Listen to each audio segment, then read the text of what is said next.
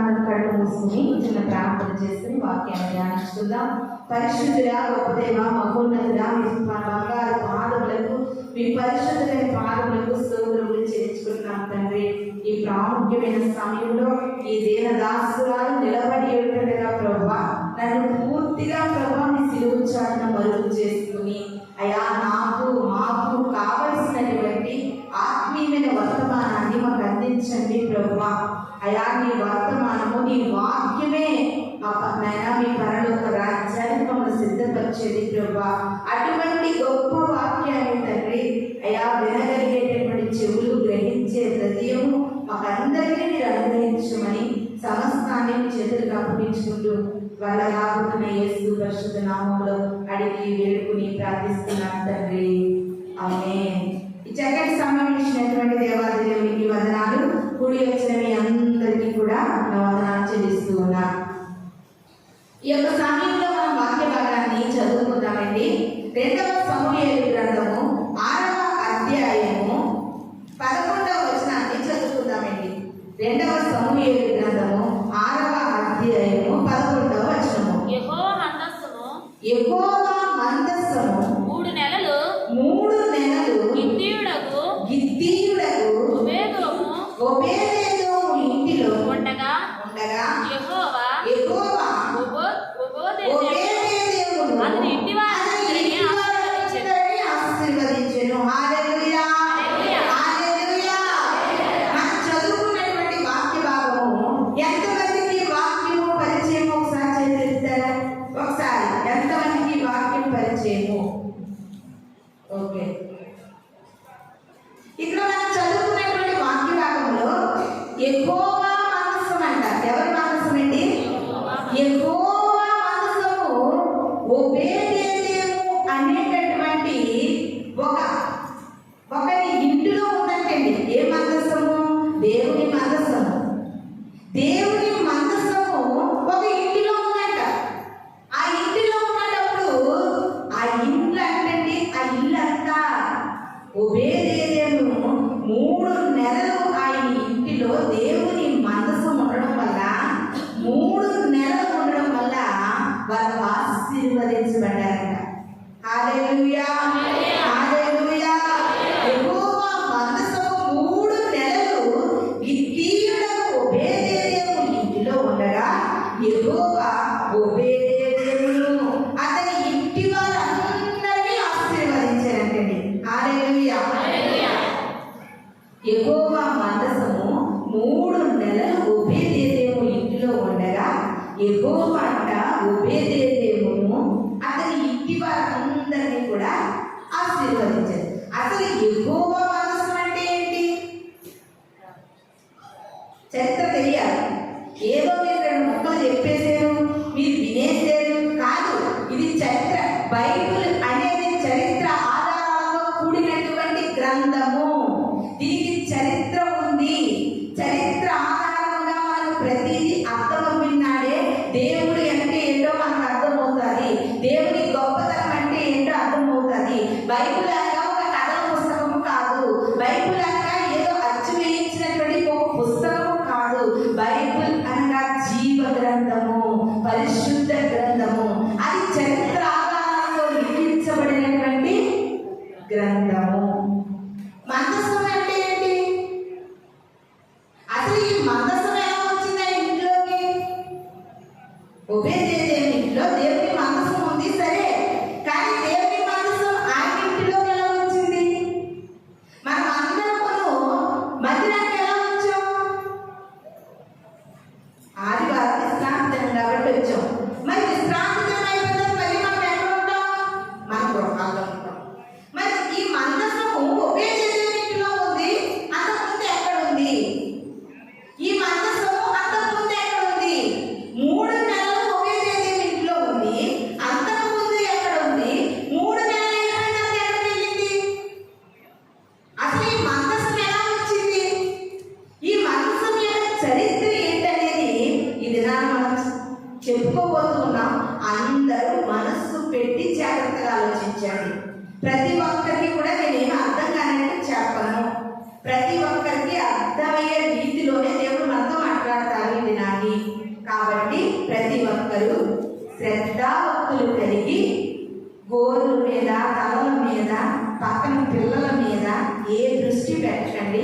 వాక్యము పైన దృష్టి పెట్టి వినండి, తప్పనిసరిగా మీకు అర్థమవుతుంది.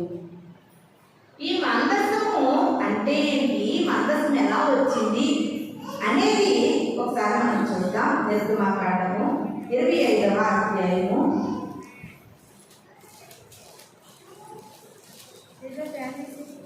నిర్గమకాండము 25వ అధ్యాయము 10వ వచనాన్ని ఒకసారి చదువు. వారు తుమ్మకర్రతో ఒక మందసము చేయవలెను. దాని పొడుగు 2 మూరలున్నర. దాని వెడల్పు చూడండి, దాని వెడల్పు 3.5. దాని ఎత్తు 3.5. దాని మీద మేలిమి బంగారు రేకు పొదిగింపు. చాలు తెలుసుకుందాం. ఈ మందసము ఎలా వచ్చిందంటే, యెహోవా దేవుడు మోషే గారికి ప్రత్యక్షమై, మోషే మీరు నాకు ఒక మందసము చెయ్యాలి. ఏమన్నారండి? మీరు నాకు ఒక మందసము చేయాలి. ఆ మందసం కూడా ఏ కర్రతో చేయాలి? తుమ్మ కర్రతో చేయాలి. తుమ్మ కర్ర అంటే తెలిసింది అందరికీ, మనకి ఎక్కువ తెలుస్తుంది. ఆ మందసం కూడా ఏ కర్రతో చేయాలంట? తుమ్మ కర్రతో చేయాలంట. ఆ మందసాన్ని తుమ్మ కర్రతో చేసేటప్పుడు దానికి కొన్ని కొలతలు కూడా దేవుడు సెలవిస్తూ ఉన్నారు. పొడవంట 2 మూరలున్నర పొడవెట్టి, వెడల్పు 3.5 పెట్టి, ఎత్తు 3.5 పెట్టి ఒక మందసం చేయాలంట. అంటే 2 మూరలున్నర అంటే ఉంటుందా? ఒక బాక్స్ లాగా ఎంత ఉంటుందా? ఈ వెడల్పు 3.5 అంటే ఇంకా కొంచెం ఎక్కువ ఉండొచ్చు. ఎత్తు 3.5 అంటే ఎంత ఉండొచ్చు. అలాగా దేవాది దేవుడు ఒక మందసాన్ని చేయమని ఎవరికి ఆజ్ఞాపించాడు? మోషే గారికి ఆజ్ఞాపించాడు. వెంటనే ఆ తుమ్మ కర్రతోని ఒక మందసం చేశారంట. వాక్యం నేను చెప్తున్నానండి. నేను మందసాన్ని తయారు చేయగలనా? నాకు ఆ పని వచ్చా? వాక్యం బోధించడానికి ఎన్నుకున్నారు. ఈ పని చేయగలుగుతాను నేను. అలాగే మోషే గారు ఇశ్రాయేలు ప్రజలను నడిపించడానికి ఎన్నుకోబడ్డారు. మరి మందసం ఎవరు చేయాలి? ఆ మందసం కూడా ఎవరు చేయాలి? ప్రియమైన దేవుని సంగమా, దేవుడు నిర్ణయించాడంటే బెసలేలు అనేటటువంటి ఒక ఆయన మందసాన్ని సిద్ధం చేశాడంట. ఏం పేరు? బెసలేలు అనేటటువంటి ఆయన 2 మూరలున్నర పొడవుతోను, 3.5 వెడల్పుతోను, 3.5 ఎత్తుతోను ఒక మందసాన్ని తయారు చేశాడంట. దాన్ని ఎలా తయారు చేశాడంటే తుమ్మకర్రతో తయారు చేశాడు.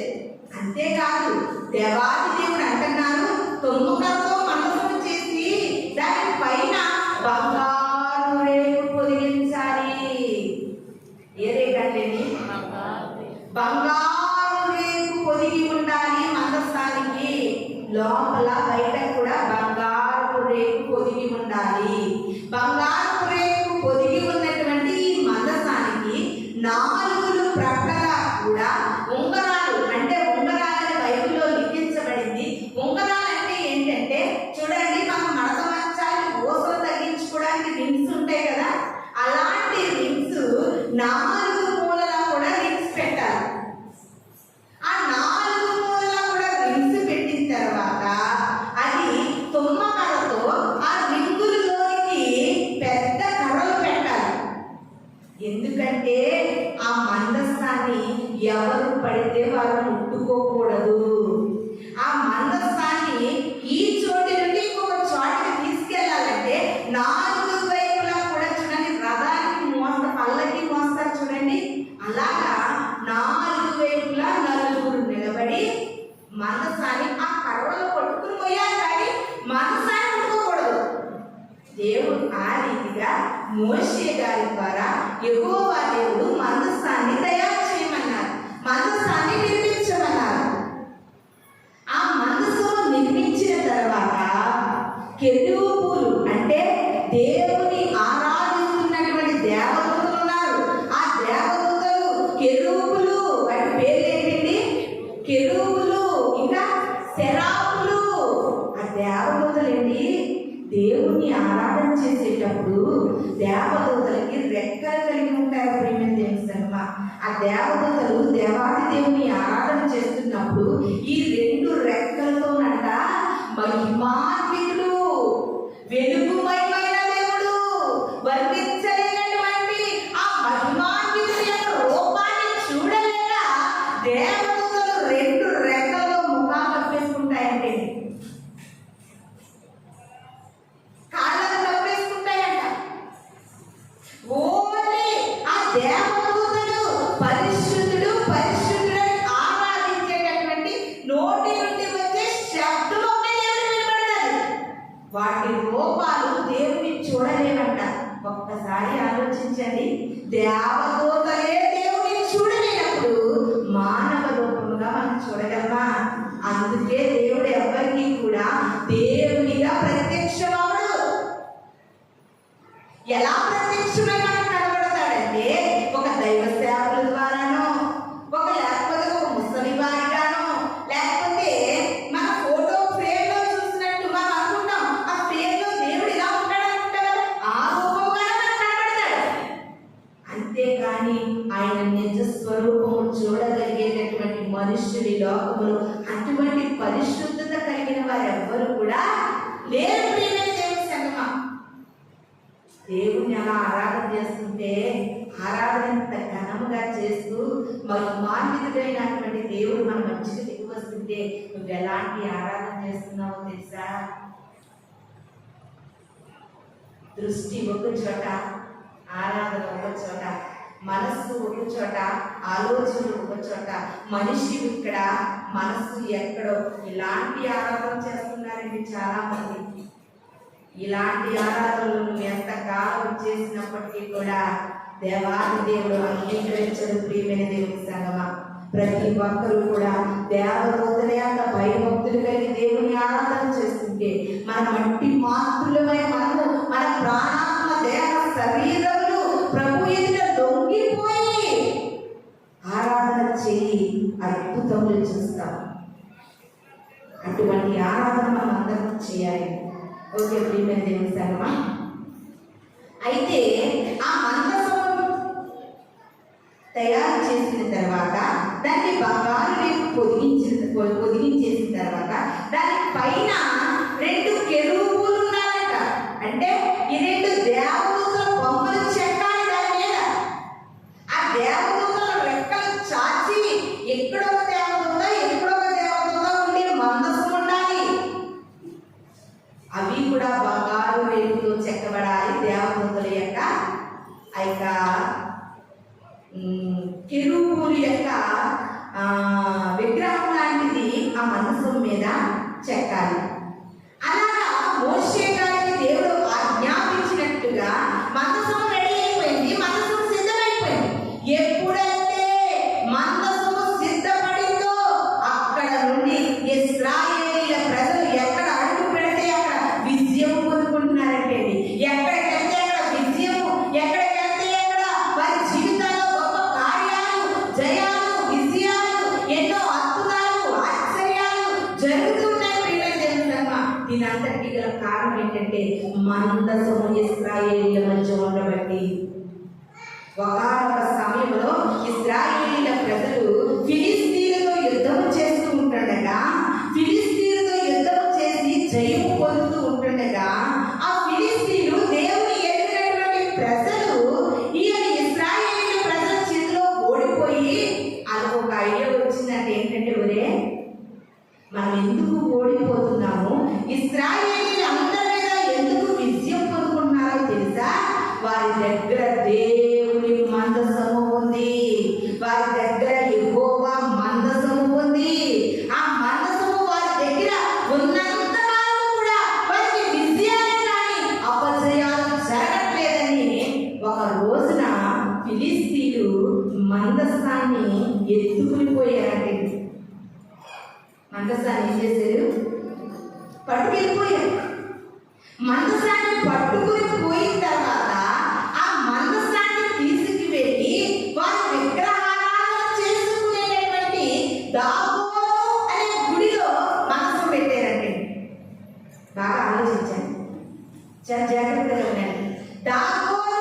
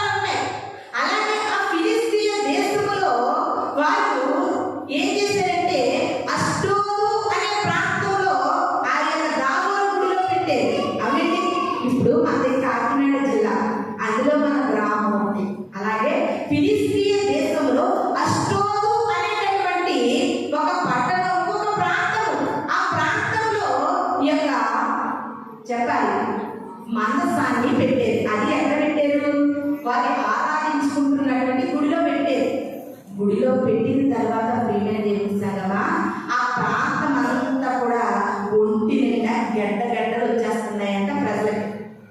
ఏమొస్తున్నాయి? ఒంటి నిండా గడ్డలు వచ్చేస్తున్నాయంట. అక్కడ ఆ పట్టణ ప్రజల ప్రాంత ప్రజలందరికీ శరీరం నిండా గడ్డలు పడేది. అప్పుడు వాళ్ళు వచ్చి దాగోరు గుడిలోకి వచ్చి మందసాన్ని చూస్తే మందసం ఏంటంటే వాళ్ళు నిలబెట్టుకున్నటువంటి దేవత విగ్రహము పడిపోయి ఉందంట. ప్రియమైన దేవుని సంగమా, దేవుని యొక్క శక్తి ముందు ఏ శక్తి కూడా నిలవలేదు. ఎవరు పడుకుంటారు ఆ యొక్క దేవత విగ్రహాన్ని? మందసములో అంత మహిమ ఉంది, మందసములో అంత బలం ఉంది, మందసములో అంత విజయం ఉంది. వారు వచ్చి చూసేసరికి ఆ యొక్క విగ్రహము మందసము ఎదుట పడిపోయి ఉంది. ఈ లోక దేవతలన్నీ ఆయన ముందర సాగిలపడి నమస్కరించి గడగడలాడు. సాగిలపడింది విగ్రహం, సాగిలపడింది మందసం ముందు. అష్టోద ప్రాంతంలో ఉన్న వారికి వణుకు పుట్టింది, భయం పుట్టింది. అయ్యయ్యో, ఈ మందసం మా దగ్గర ఉండకూడదు, ఈ మందసాన్ని తీసుకెళ్ళిపోండి. ఈ మందసం తీసుకుని వెళ్ళి గాతు అనే ప్రాంతంలో పెట్టారంటే మరలా. ఎక్కడ? గాతు అనే ప్రాంతంలో పెట్టారంట, గాతు అనే ఊరిలో పెట్టారంట. అప్పుడు ఎప్పుడైతే ఈ మనసు మా ఊర్లో పెట్టారో మళ్ళీ అక్కడ ఉన్న వాళ్ళందరికీ గడ్డలు మొదలయ్యాయంట. ఆ ప్రజలు అన్నారంట, బాబోయ్ ఎక్కువగా మనసు మా దగ్గర ఉంటే మాకంత గడ్డలు వచ్చేస్తున్నాయి, ఈ మనసును తీసుకెళ్ళిపోండి అనేసి ఆ మందసాన్ని తీసుకెళ్ళిపోమంటే అలాగే మందసాన్ని తీసుకెళ్ళి ఎక్కురోలు అనే ప్రాంతంలో పెట్టారంట. మళ్ళీ అక్కడ వారికి కూడా గడ్డలు బయలుదేరే అలా ఇంకో ప్రాంతం అలా తిరుగుతూ ఉంది మనసు. వీళ్ళు దొంగిలించింది సామాన్యమైన మనసు కాదు, యెహోవా మందసము. యెహోవా మందసము ఒబేదేము ఇంటిలో ఉండగా ఆ ఇంటి ఆశీర్వదించబడింది. అది యెహోవా మందసము. జాగ్రత్త, యెహోవా మందసము యెహోవా సేవకులను, యెహోవా బిడ్డలను, యెహోవాకు బ్రతుకుతున్న వారిని ఎవరైనా ఏమైనా అన్నట్లయితే వారికి శిక్ష. ప్రియమైన దేవుని సంగమా, దేవుని మందసాన్ని అక్కడ తిప్పి ప్రయత్నాలు చేస్తూ ఉంది. బాబు ఇశ్రాయేలీయుల ప్రజలారా, ఈ మందసం మా పొద్దుబాబు తీసుకుపోండి అన్నారంటే. తీసుకుపోండి అనేసరికి ఆ కాలాన్ని, ఆ మందసాన్ని కొన్ని నెలలుగా వారి మధ్య కొన్ని సంవత్సరాలుగా ఉంచుకున్న తర్వాత ఈ మందసాన్ని తీసుకువద్దు మాకు అనగానే ఆ కాలాన్ని దావీదు గారు పరిపాలిస్తున్నారు ఇశ్రాయేలీయుల ప్రజలు. అప్పుడు దావీదు గారు అన్నారంట, యెహోవా మందసాన్ని మనం తెచ్చుకోవచ్చు. ఏమన్నారండి? యెహోవా మందసాన్ని మనం పట్టుకెళ్ళిపోవచ్చు. ఎందుకంటే మన దేవుని మందసం లేక మనకు అపజయాలు కలుగుతున్నాయి, మనకు మరణాలు కలుగుతున్నాయి, మనకు విజయాలు కలగట్లేదు, మనం అలా తిరిగి మనసును తెచ్చుకోవచ్చు అన్నారంట. కానీ మందసాన్ని ఏం చేయకూడదంటే తాకకూడదు, అంటే ముట్టుకోకూడదు. మందసాన్ని ఒక్క ప్రాంతానికి మోయాలంటే 4 వైపులా ఉన్న కర్రలు భుజాల మీద పెట్టుకుని మోయాలి. అలాగే దావీదు గారు చెప్పినట్టుగా కొంతమంది ఏం చేశారంటే కొత్త బండి ఒకటి చేయించి ఏంటంటే అప్పుడు ఏమైనా వస్తువులు ట్రాన్స్ఫర్ చేయాలంటే ఏముండేవి? గొర్రెపు బండి ఉండేవి, ఎద్దుల బండ్లు ఉండేవి. అందుకని యెహోవా మందసం కదా, పాత బండిని ఎక్కించకూడదని కొత్త బండి చేయించారంటే. కొత్త బండి చేయించి యెహోవా మందసాన్ని 4 మూలల కర్రతో ఎత్తి బండి మీద పెట్టారంట. పెట్టి బయలుదేరుతూ ఉన్నారు. యెహోవాను స్తుతిస్తూ బయలుదేరుతూ ఉన్నారు. బయలుదేరుతూ ఉండేసరికి ఎడ్లకు కాలు జారిందండి. అక్కడ దేనికి కాలు జారింది? ఎడ్లు మందిని తీసుకుని వెళ్తుండగా ఎడ్లకు కాలు జారి మందసం పడిపోతూ ఉంటే అనేటటువంటి ఒక వ్యక్తి ఏం చేశాడంటే మందసం పడిపోతుందని పట్టుకున్నాడంట. పట్టుకోగానే అక్కడికక్కడే మెడ ఎత్తి చనిపోయినట్టు. ఎందుకంటే దేవుడు అన్నాడు, మందసాన్ని ఎవరు కూడా అప్పుడు దావీదు గారు ఏం చేశారంటే మందసాన్ని తర్వాత తీసుకెళ్ళొచ్చి ఇప్పుడు వద్దు, ఆల్రెడీ ఉజ్జా చచ్చిపోయాడు, ఎడ్లు గాలి జారి మనసు పడిపోతుంటే పట్టుకోవడం వల్ల ఉజ్జా చనిపోయాడు కనుక మనసు ఇంకా మనం పట్టుకుని వెళ్ళొద్దు, అంతలోపు ఈ మనసాన్ని ఒబేదేదేవి ఇంట్లో పెడదాము అన్నారంట. అక్కడ వచ్చింది ఒబేదేదేవి ఇంట్లోకి మనసము అన్ని రకాలుగా వచ్చింది. ప్రియమైన దేవుని సంగమా, అది యెహోవా మనసము కనుక యెహోవా మనసము ఆ యొక్క ఒబేదేదేవి ఇంటిలో ఉంటే ఎన్నో నెలలు కాదు 3 నెలలు మాత్రము మందసము ఒబేదేదేవి ఇంటిలో ఉంటే 3 నెలల్లో ఒబేదేదేవికి ఆశీర్వాదాలు ఆశీర్వాదాలు ఆశీర్వాదాలు తన ఇంటి వారందరినీ కూడా ఆశీర్వాదాలు చేస్తున్నాయి. ప్రియమైన దేవుని సంగమా, ఇది నాని ఆ కాలంలో దేవుని యొక్క మందసము మందిరంలో ఉండేది. మరి ఈ కాలాన్ని ఈ పరిస్థితుల్లో మనకి ఏది మందసము? మన మందసము ఏది? మందసం అనేది ఎందుకు ఉండాలి? ఒకసారి చూద్దాం. నిర్గమకాండము 25వ అధ్యాయం 22వ వచనం చదువుకుందాం. అక్కడ నేను నిన్ను కలుసుకొని చూడండి చక్కటి మాట. అక్కడ నేను కలుసుకుని కరుణాపీఠం మీద నుండి శాసనముల మందసం మీద నుండి 2 కెరూబుల మధ్య నుండి నేను ఇశ్రాయేలీయుల నిమిత్తము నీకు ఆజ్ఞాపించి సమస్తమును నీకు తెలియజెప్పేదను. అయితే ప్రియమైన దేవుని సంగమా, మరియు చాలా మందసము సిద్ధమైపోయింది. ఆ మందసము పైన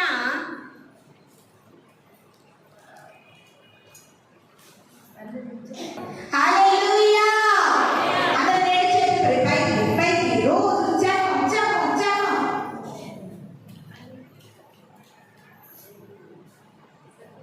హల్లెలూయా హల్లెలూయా. ప్రియమైనటువంటి దేవుని సంగమా, యెహోవా దేవుడు చెప్పినట్లుగా మోషే గారు మందసాన్ని సిద్ధం చేసేసారు. దాని మీద కెరూబులను పెట్టారు. అంతేకాదు యెహోవా మందసము లోపలండి, యెహోవా మందసము లోపల 3 రకాలైనవి పెట్టమని దేవుడు ఆజ్ఞాపించాడు. అవి ఏంటంటే యెహోవా దేవుడు మోషేకి ఇచ్చినటువంటి 2 పలకలు, 10 ఆజ్ఞలు, శాసనాలు. 10 ఆజ్ఞలు కలిగినటువంటి ఆ శాసనాలు మందసములో ఎప్పుడు ఉండాలంటే మీరు జ్ఞాపకం చేసుకోవాలా. నేను అందరికీ మరలా మన దగ్గరికే తీసుకుని వస్తాను. అంటే జ్ఞాపకం జాగ్రత్త వినండి. ఆ 10 శాసనాలు మనసు లోపల పెట్టాలి. అంతేకాదు మన్నా పాత్ర మనసు లోపల పెట్టాలి. అంతేకాదు అహరోను చేతికర్ర చిగిరించింది చూడండి, చిగిరించినటువంటి అహరోను చేతికర్ర పెట్టాలి. ఏమేమి పెట్టారండి మనసు లోపల? 10 శాసనాలను పెట్టారు, మన్నా పాత్రలో పెట్టారు.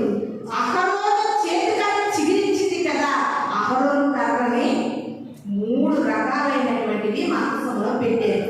ఇవన్నీ మాకు ఎందుకండి పాస్టర్ గారు, నాకు ఏదో నేను ఎలా బతకాలో చెప్పాక పోదాం అనుకోకండి. వస్తుంది, వాక్యం మీ దగ్గరికి వస్తుంది కంగారు. ఆ రీతిగా 3 రకాలైనటువంటివి దేవుడు పెట్టమని పెడితే అప్పుడు యెహోవా దేవుడు అంటున్నాడండి, మందసం ఉన్న చోటకి నేను దిగి వస్తాను. ఎక్కడికండి? మందసం ఉన్న చోటకి నేను దిగి వస్తాను. ఆ మందసం మీద ఉన్న ఆ కరుణాపీఠం ఉంది చూడు, ఆ కరుణాపీఠం మీద కెరూబులు ఉన్నారు చూడు, ఆ కెరూబుల మధ్యలో నుండి నేను నీతో మాట్లాడతాను. మోషే అన్నాడు దేవుడు. మందసం ఎందుకంటే దేవుడు మనతో మాట్లాడడానికి మందసము కావాలి, నీతో మాట్లాడడానికి మందసము కావాలి.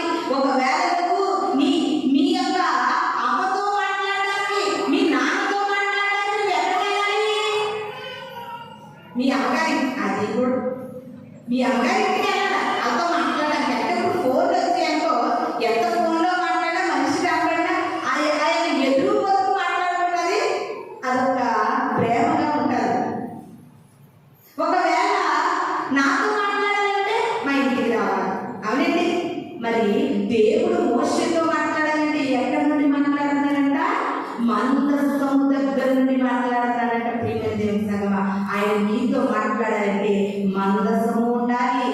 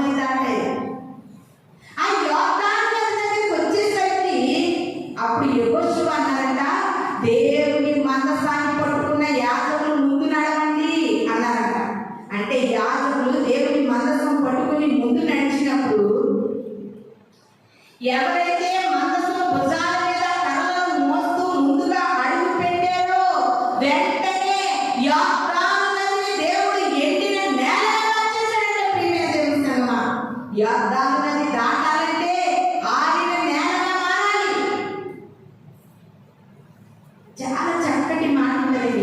ఆ మాట విన్నప్పుడు నాకు ఒళ్ళు చాలా శబరికి వచ్చినట్టు అయింది. ఒకసారి చూద్దాం, చూడండి. సంఖ్యాకాండము 7వ అధ్యాయము 89 వచ్చిన ఒకసారి చూసుకుందాం. సంఖ్యాకాండము పొట్టేళ్ళు అరగది, చదవండి. పొట్టేళ్ళు అరగది, పొట్టేళ్ళు 60, మేకపోతులు అరగది, మేకపోతులు 60, ఏడాదివైన ఏడాదివైన గొర్రె పిల్లలు అరగది. గొర్రె పిల్లలు 60. మోషే యెహోవాతో మాట్లాడుటకు ప్రత్యక్షపు గుడారంలోకి వెళ్ళినప్పుడు సాక్ష్యపు మందసం మీద ఉన్న కరుణాపీఠం మీద నుండి, అనగా 2 కెరూబుల నడుము నుండి తనతో మాట్లాడిన యెహోవా స్వరం అతడు వినెను. అతడు ఆయనతో మాట్లాడెను. హల్లెలూయా, హల్లెలూయా. యెహోవా స్వరాన్ని వినాలంటే అక్కడ మందసం ఉండాలి. యెహోవా నీతో మాట్లాడాలంటే అక్కడ మందసం ఉండాలి. యెహోవా నీతో మాట్లాడాలంటే ఆ కరుణాపీఠపు మందసము దగ్గర 2 కెరూబుల మధ్యలో నుండి దేవుడు నీతో మాట్లాడాలి. స్పష్టంగా సంఖ్యాకాండంలో మనకు వివరించడం జరిగింది. అదేవిధంగా యెహోషువ గ్రంథము 3వ అధ్యాయము 11వ వచనాన్ని చదువుకుందామండి. యెహోషువ గ్రంథం 3వ అధ్యాయము 11వ వచనాన్ని చదువుకుందాం. సర్వలోకనాథుడగు యెహోవా నిబంధన మందసము మోయు యాజకుల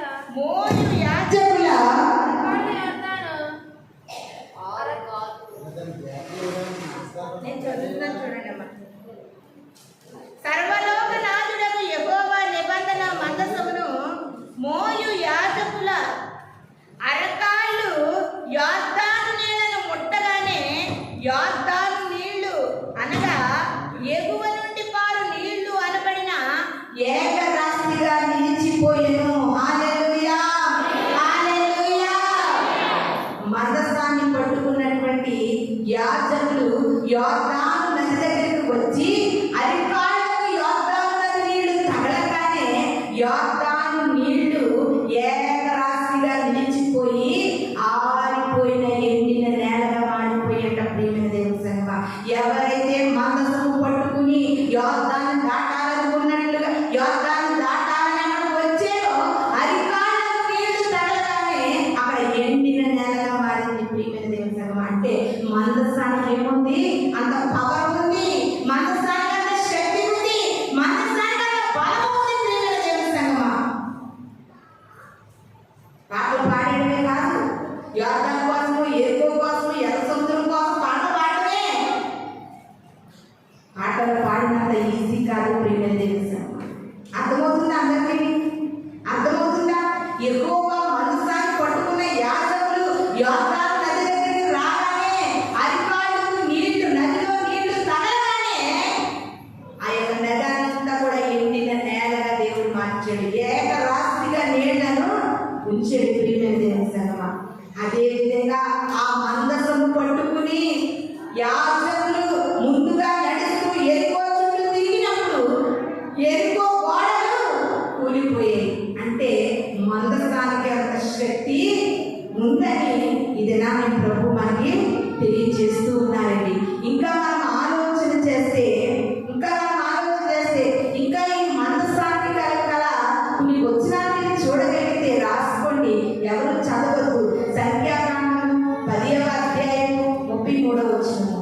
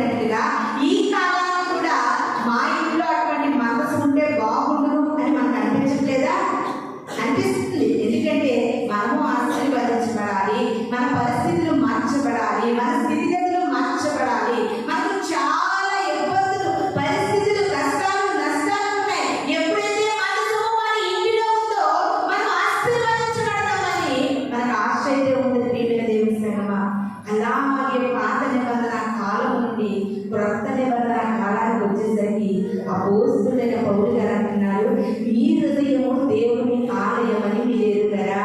ఏమంటున్నారండి? మీ హృదయము దేవుని ఆలయం అని మీరు ఎరుగరా. అలనాడు మోషే కాలంలో దేవుని యొక్క ఆలయంలో దేవుని మనసు పెట్టి ఉంటుండగా ఇశ్రాయేలీయులు విజయం కలిగినట్లుగా నీ హృదయం అనే ఆలయంలో ఏముండాలి? దేవుని మనసు ఉండాలి. ఆ హృదయం అనే ఆలయంలో మనసు ఉంటే సరిపోదు. మనసు ఏముండాలి? 10 ఆజ్ఞల శాసనాలు ఉండాలి. అంతేకాదు మన్నా పాత్ర ఉండాలి. అంతేకాదు అహరోను కర్ర చిగిరించినట్టుగా నీ ఆత్మీయ స్థితి చిగిరించేటట్టుగా నీ మనసు ఉండాలి. ఎంత గొప్ప దేవుడు, ప్రియమైన దేవుడు సంగమా. అల్లనాడు ఎవరైనా పాపం చేస్తే పాపానికి ప్రతిఫలంగా గొర్రెలు చెల్లించేవారు, పొట్టేలు చెల్లించేవారు, ఎద్దులు బలించేవారు. ఆ రీతిగా పాత నిబంధన గ్రంథంలో యెహోవా దేవునికి అర్పణలు అర్పిస్తే ఏం చేసేవారంటే, నేను పాపం చేసాను అనుకోండి, వెంటనే దేవాలయానికి వెళ్ళి ఓ గొర్రె పిల్లను బలించేసి మరలా పాపం చేసేదాన్ని, మరలా బలించేదాన్ని, మరలా పాపం చేస్తున్నాను, మరలా బలిస్తున్నాము, మరలా పాపం చేస్తున్నాం. అప్పుడు దేవాది దేవుడికి కోడెల రక్తము వలనైనను మేకల రక్తము వలనైనను పాప విమోచన కలుగదు, పాప ప్రక్షాళన కలుగదు. కనుక నేనే ఈ భూమి మీదకి వచ్చి నా పరిశుద్ధమైన రక్తాన్ని పాపము కలిగిన ప్రజలందరి వరకు నేను చిందిస్తే పాప ప్రక్షాళన కలుగుతుందని గొర్రె పిల్లగా, వదకు తేబడినటువంటి గొర్రె పిల్లగా, మౌనమైనటువంటి గొర్రె పిల్లగా ఈ లోకానికి వచ్చి మన కొరకు తన రక్తాన్ని చిందించాడండి దేవుడు. దేవుడు మన కొరకు రక్తాన్ని చిందించిన తర్వాత ఇంకా బలి కార్యక్రమాలు లేవు. బలి అందుకే దేవుడు అంటున్నాడు, నేను బలిని కోరను కానీ కనికరాన్ని కోరుతున్నాను. అందుకే మన మానవుల్లో పాడుకున్న పాట, నైవేద్యములు దహన బలులు నీవు కోరవుగా, నా ప్రాణాత్మ శరీరము బలి అర్పణగా. దేవుడి దినాన్ని ఏం కోరుకుంటున్నాడంటే నీ ప్రాణ ఆత్మ శరీరములు బలిగా కోరుకుంటున్నాడు. అందుకే మనందరూ దేవుని నమ్ముకున్న మనము, క్రైస్తవ్యంగా జీవిస్తున్న మనము, మన యొక్క ప్రాణాత్మ శరీరములను బలిగా అర్పించడం అంటే ఏంటో తెలుసండి?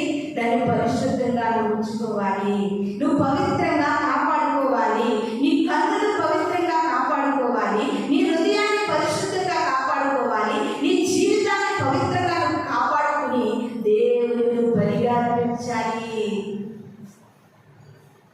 పాత నిబంధనకి, ఓల్డ్ టెస్టిమెంట్ కి, న్యూ టెస్టిమెంట్ కి కూడా చాలా డిఫరెంట్ కనిపిస్తుంది ప్రియమైన దేవుని సంగమా. ఇంకా హెబ్రీయుల పత్రికలో అంటున్నారండి, ఎవరి వల్ల అయితే పాపము భూమి మీదకి వచ్చిందో, మొదటి ఆదాము వల్ల పాపము భూమి మీదకి వచ్చింది, యేసు క్రీస్తు ప్రభువుల వారు కడపటి ఆదాము వలె ఆ పాపానికి ఏం చెల్లించారు? ప్రక్షాళన చెల్లించారు ప్రియమైన దేవుని సంగమా. ఈ దినాన్ని అలనాడు మందసు ఉన్న చోట విజయం కలిగినట్లుగా, మందసు ఉన్న చోట యాదాను నది విడిపోయినట్టుగా, మందసు ఉన్న చోట ఎరుకో గోడలు కూలిపోయినట్టుగా ఈ దినాన్ని నీ హృదయం అనే ఆలయంలో ఒక మందసు ఉండాలి. నీ ఇంటిలో ఒక మందసు ఉండాలి. ఒబేదేదోము ఇంటిలో మందసు ఉన్నప్పుడు వారు ఆశీర్వదించబడ్డారంటే నీ ఇంటిలో కూడా ప్రార్థన అనే మందసు ఉండాలి ప్రియమైన దేవుని సంగమా. ఎంతమందికి ప్రార్థన లేని మందసం ఉంది? ఎంతమంది ఆ మందసము దగ్గర కుటుంబాలను చేయగలుగుతున్నారు? ఎంతమంది ఆ మందసము దగ్గర రేయి మొదటి జామున లేచి ప్రభువుకి మరణ నిద్రించుకోగలుగుతున్నారు? నీ ఇంట్లో అసలు మందసం ఉందా? ఆ మందసము దగ్గర పరిణామపీఠం దగ్గర 10 శాస్త్రాల జీవితం కలిగి ఉన్నావా? ఆ మందసము అమలు కడ చిగిరించినట్టుగా నీ ఆత్మీయత ఎప్పుడు మందిరానికి రావడము, ఒక మూల కూర్చోవడము, వెళ్ళిపోవడమే. దేవుని వరకు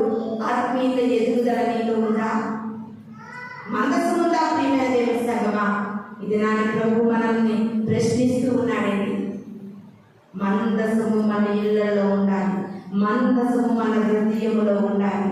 మందసము ఉన్న ప్రజలు యొర్దాను నదిని అరికాళ్ళు తాకగానే యొర్దాను నది ఏకరాశిగా జలములలో పడి వెళ్ళినా అవి నా మీద పారవు.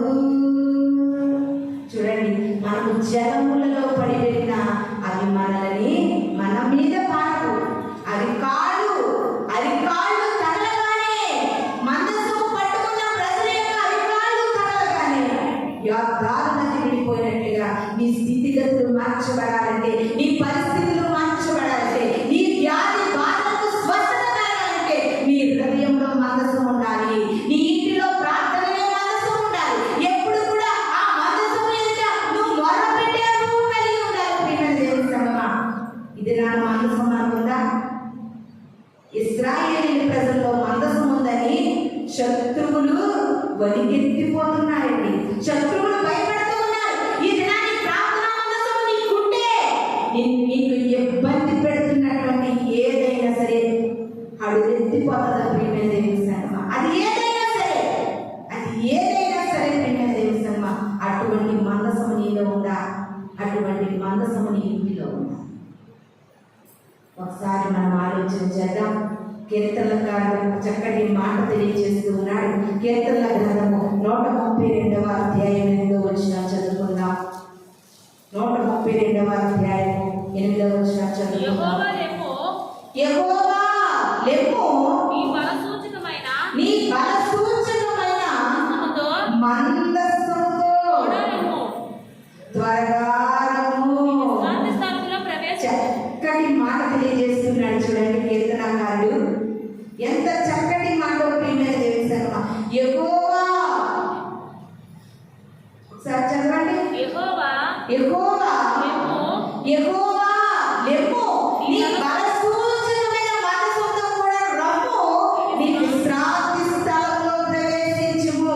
ఈ దినాన్ని విశ్రాంతి దినము, ఇది విశ్రాంతి స్థలము. ఈ స్థలంలో ఎవరు ప్రవేశిస్తున్నారంట?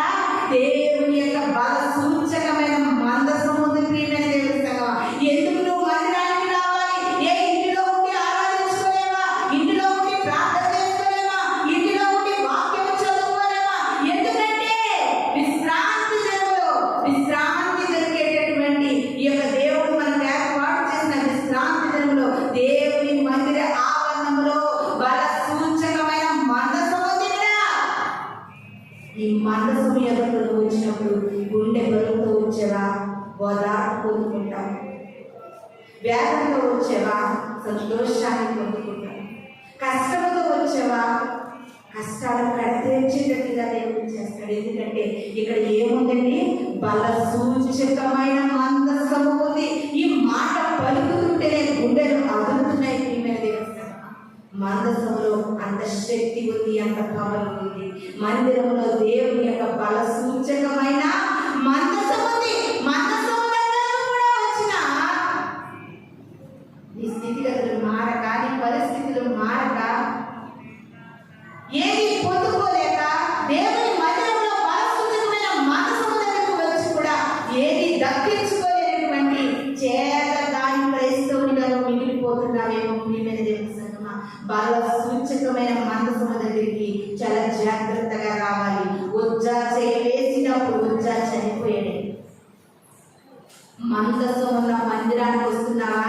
నీ ఆలోచన జాగ్రత్తగా ఉండాలి, నీ తలంపులు జాగ్రత్తగా ఉండాలి. అందుకే ప్రసంగికారుడు అంటున్నాడు, యెహోవా మందిరానికి వెళ్ళేటప్పుడు నీ ప్రవర్తన జాగ్రత్తగా చూసుకో. రివర్స్ అయిపోతుంది. నీ ప్రవర్తనను జాగ్రత్తగా చూసుకొని పక్షాన్ని మందిరానికి వచ్చావనుకో, ఆశీర్వాదం బదులు శాపము. రివర్స్ అయిపోతుంది. అంతా రివర్స్ గేర్ పడుతుంది. జాగ్రత్త. దేవుని మందసం అంత పరిశుద్ధమైనది, అంత శక్తివంతమైనది, అంత ఫలమైనది. చాలా మంది అనుకుంటున్నారు పాస్టర్ గారు ప్రార్థన చేస్తే స్వస్థత కలుగుతుందంట, పాస్టర్ గారు ప్రార్థన చేస్తే ఎటువంటి నీరసమైన పోతుందంట, ఆరాధనలో ఎలాంటి నీరసమైన పోతుందంట, పాస్టర్ గారికే స్వస్థత కలిగిందంట, మాకెందుకు కలగలేదు అనుకోవచ్చు. కలగదు కాదు ప్రియమైన దేవుని సంగమా. దేవుని మందసం దగ్గరికి వచ్చేటప్పుడు చాలా జాగ్రత్త కలిగిరా. తప్పనిసరిగా నువ్వు వద్దన్న ఆశీర్వాదాలు పట్టుకుపోతావు, నువ్వు వద్దన్న స్వతంత్రం పొందుకుంటావు. ఎలా పడితే అలా మందసం దగ్గరికి నువ్వు రాకూడదు, ఎలా పడితే అలా రాకూడదు. సిద్ధపాటు కలిగిరా, నీ ప్రవర్తన జాగ్రత్తగా చూసుకుంటా. బల సూచకమైన మందసం, ఎంత విలువైనటువంటి మాటలు ప్రియమైన ఎత్తనకాడు అంటున్నాడు. యెహోవా నువ్వు లేవాలి, లేవు. నీ బల సూచకమైన మనసుతో మా ఎద్దరు రమ్మయ్యను.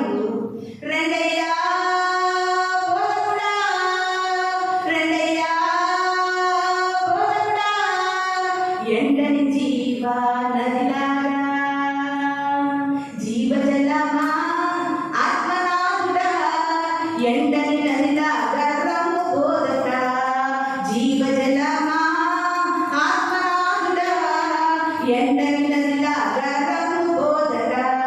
రెండయ్యా బోధకుడా, రెండయ్యా బోధకుడా, ఎండని జీవ నదిలాగా. బల సూచకమైన మందసం మనాథులే మన మధ్యన సంచారం చేస్తూ ఉంటే, ఒకవేళ తెలిసి తెలియని పరిస్థితుల్లో శరీరం అపవిత్రమైంది, మనసు అపవిత్రమైంది, అయినా పర్వాలేదు, ఎప్పటికైనా పరిశుద్ధురాలిగా మారడానికి ప్రయత్నించు. దేవుని కొరకు పవిత్రురాలిగా ఉండేటటువంటి ప్రయత్నాలు చెయ్యి. ఎందుకంటే మందసం ఉంటే ఉపేదం ఆశీర్వదించబడ్డట్టు నీ ఇంటి వాతావరణం మారిపోతాయి, నీ పరిస్థితులు మారిపోతాయి, ప్రియమైన దేవుని సంగమా, నీ స్థితిగతులు మారిపోతాయి. మందసము మన ఇంటిలో ఉండాలి, మన హృదయంలో ఉండాలండి. లాస్ట్ ఇంకొక మాట చూసుకుని మనము ముందుకు వెళ్దాం. ఏప్రిల్కి రాసినటువంటి పత్రిక 9వ అధ్యాయము 4వ వచనంలో మందసము కొరకు అపోస్తలుడైన పౌలు గారు చక్కని మాట తెలియజేస్తూ ఉన్నారండి. 9వ అధ్యాయము 4వ వచనం. అందులో సువర్ణ తోపార్తియు అంతటను బంగారు రేకులతో రాయబడిన నిబంధన మందసములో ఉండెను. ఆ మందసములో మన్నాగల బంగారు పాత్ర. చూడండి, నేను చెప్పిన మాటలు కాదు, మందసములో ఏముంటాయి స్పష్టంగా రాశారు అపోస్తలుడైన పౌలు గారు. మన్నాగల బంగారు పాత్ర, చిగురించిన అహరోను చేతి కర్ర, నిబంధన పలకలను ఉండెను. మీకు అందరికీ అర్థమవ్వాలని ఈ రిఫరెన్స్ చదివిస్తూ ఉన్నాను. ప్రియమైన దేవుని సంగమా, దేవుడు ఎంత చక్కగా మందసాన్ని కొలతలతో సహాయించాడో.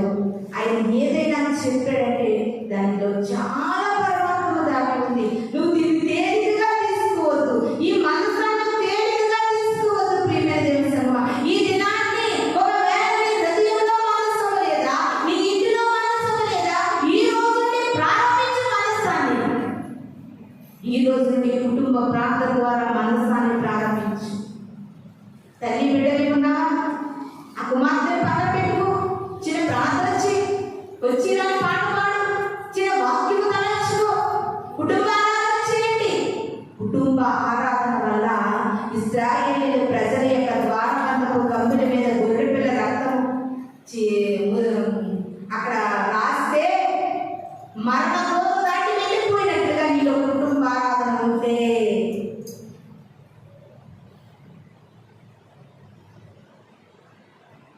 ఏ తెగులు సమీపించనీయనా, ఏ కీడైనా దరిచేరనీయనా, ఆపదలన్నీ తొలగే వరకు, ఆత్మలో నెమ్మది కలిగే వరకు. అమ్మా, గ్రామంలో బాలేదు, అందరికీ నీరసం, జ్వరాలు, భయంకరమైనటువంటి బొక్కలు వచ్చేస్తున్నాయి. ఆ మందసము ఎవరి ఇంట్లో దాటి వెళ్ళిపోతాయి. ఆపదలన్నీ తొలగే వరకు ఆయన నేను జాగ్రత్తగా కంటికి రెప్పలా కాపాడతాడు. మన ఇళ్లలో మందసం ఉండాలి, మన హృదయంలో మందసం ఉండాలి. లాస్ట్గా ఒక్క మాట చదువుకుని ముగించుకుందాం. 2వ దినవృత్తాంత గ్రంథము 35వ అధ్యాయం 3వ వచనం చదువుకుందామండి. 35వ అధ్యాయం 3వ వచనాన్ని చదువుకుందాం.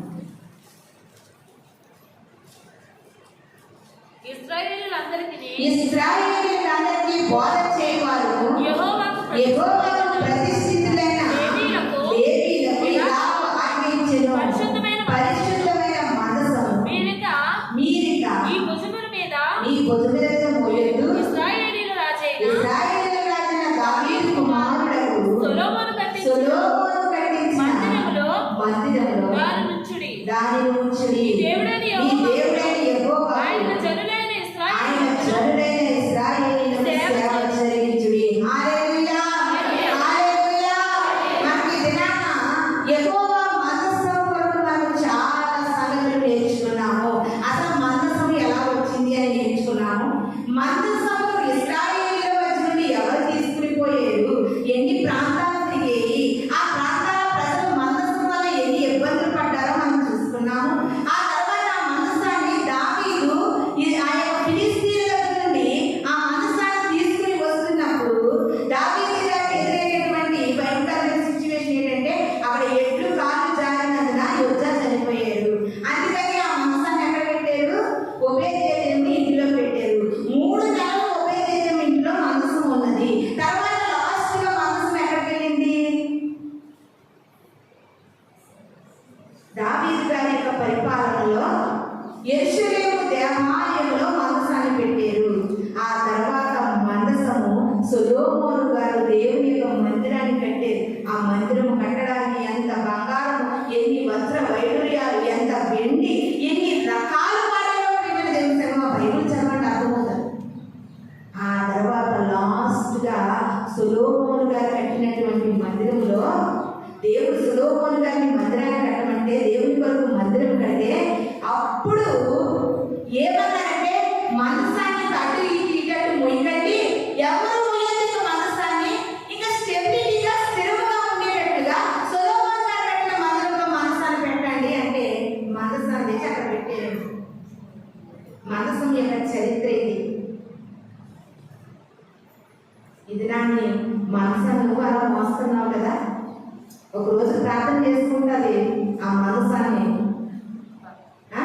ఆ మనసు దగ్గర ఒకరోజు ప్రార్థన చేస్తావు, మళ్ళీ 2వ రోజు ఆ మనసాన్ని కోసం అడబెడేస్తావు. ముయ్యొద్దు, స్థిరముగా మనసం పెట్టు. డైలీ మనసం దగ్గర ప్రార్థన చెయ్యి. క్రమముగా ఉండు. ప్రతి విషయంలో దేవుడు క్రమాన్ని కోరుకునే దేవుడు. ఒక వారం నిండుగా ఉపవాసం ఉంటావు, 2వ వారం ఉండవు. క్రమం లేదు దేవుని. నీ హృదయంలో దేవుని మందసం ఉండాలి. నీ ఇంటిలో దేవుని యొక్క మందసం ఉండాలి. ప్రార్థనే మందసం, హృదయమే మందసం. దేవుని ఒబేదెదోము ఇంటిలో మందసం ఉన్నట్లుగా నీ స్థితిగతులు, పరిస్థితులు అన్ని చక్కబడాలంటే ఎక్కడెక్కడికో తిరగొద్దు. అన్ని వారాలు ఇన్ని వారాలు తిరగొద్దు. ముందు నీ ఇంట్లో మనసాన్ని ఏర్పాటు చేసుకో. నీ హృదయంలో మనసాన్ని ఏర్పాటు చేసుకో. హృదయమార ప్రార్థన చేసుకో. ఆ మందసం ఎదుట సాగినప్పుడు ప్రార్థన చేసుకో. తప్పనిసరిగా నీ స్థితిగతులు, నీ బ్రతుకు పరిస్థితులు మారతాయని ప్రభు ఏదైనా మందసము ద్వారా మనకు తెలియజేస్తూ ఉన్నారు. ప్రియమైన దేవుని సంగమా, మనమందరం కళ్ళు మూసుకున్నట్లయితే ప్రార్థన చేసుకుందాం. పరిశుద్ధుడా, గొప్ప దేవా, మహోన్నతుడా, ఆశ్చర్యకరమైన తండ్రి, మీ ఘనమైన శ్రేష్టమైన నామానికి స్తోత్రాలు చెల్లించుకుంటున్నాం ప్రభువా. ఇది నా తండ్రి ఒబేదెదోము ఇంటిలో మందసం ఉండగా ఒబేదెదోమును అతని ఇంటి వారు ఆశీర్వదించబడ్డారు. క్రైస్తవులుగా జీవిస్తూ ఉన్న మేము ప్రభువా, అయా కష్టాలే కడతీరుస్తున్నట్లుగా ప్రభువా ఎన్నో ఇరుకుల్లో, ఇబ్బందుల్లో నలిగిపోతూ ఉన్నామయ్యా. మా ఇంట్లో కూడా మందసం ఉండాలయ్యా. మా హృదయంలో కూడా మందసం ఉండాలి. నీలో మేము ఆశీర్వదించబడేటట్లుగా ప్రతి ఇంటిలోని ప్రార్థనని మందసాన్ని ప్రభువా అయా ఏర్పాటు చేయడానికి శక్తినివ్వండి. ప్రతి హృదయం కూడా నీకు ఒక మందసంగా మారేటట్టుగా ప్రభు చూపించమని ఈ వాక్యము విన్నటువంటి ప్రతి బిడ్డలోని ప్రభువా ఈ వాక్యాన్ని నీరు కట్టి ఫలింప పరిశుద్ధ నామములో అడిగి వేడుకుని ప్రార్థిస్తున్నాం తండ్రి. ఆమేన్. మీ అందరికీ వందనాలు.